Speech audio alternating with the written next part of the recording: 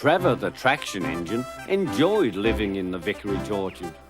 Edward came to see him every day, but sometimes Trevor didn't have enough work to do. "I do like to keep busy all the time," he sighed one day. "And I do like company, especially children's company." "Cheer up," smiled Edward. "The Fat Controller has work for you at his new harbour. I'm to take you to meet Thomas today." "Ah!" exclaimed Trevor happily. "A harbour! The seaside! Children! That will be lovely!"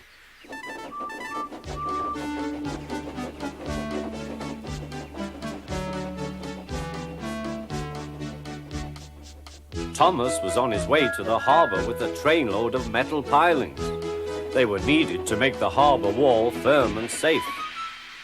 "Hello, Thomas," said Edward. "This is Trevor, a friend of mine.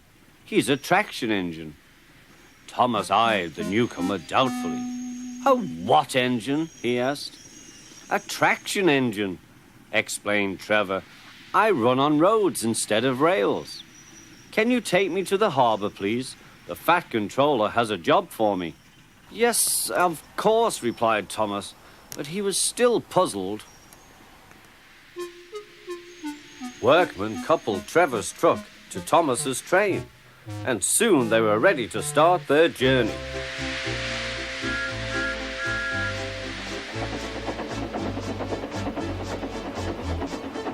"I'm glad the Fat Controller needs me," called Trevor. "I don't have enough to do sometimes, you know, although I can work anywhere, in orchards, on farms, in scrapyards, even at harbours." "But you don't run on rails," puffed Thomas. "I'm a traction engine. I don't need rails to be useful," replied Trevor. "You wait and see."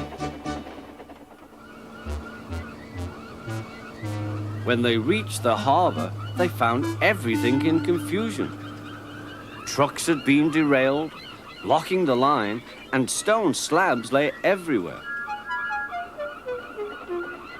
"We must get these pilings past," said Thomas's driver. "They are essential.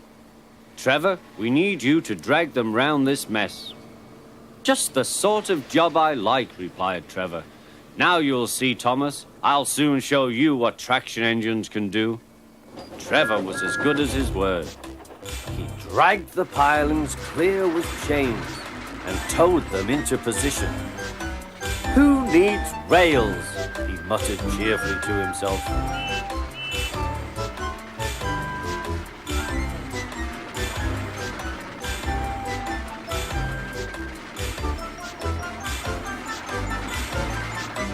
Later, Thomas brought Annie and Clarabelle to visit him. Thomas was most impressed.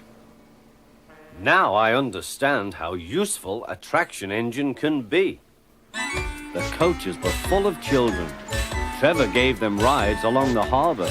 He liked this best of all.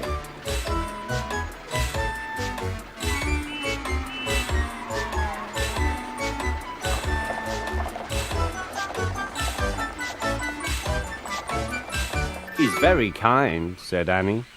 "He reminds me of Thomas," added Clarabelle. Everyone was sorry when it was time for Trevor to go. Thomas pulled him to the junction. A small tear came into Trevor's eye. Thomas pretended not to see. He whistled gaily to make Trevor happy.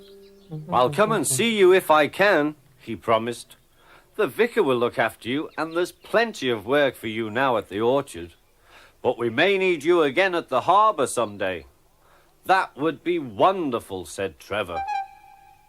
That evening, Trevor stood remembering his new friend Thomas, the harbour, and most of all, the children. Then he went happily to sleep in the shed at the bottom of the orchard.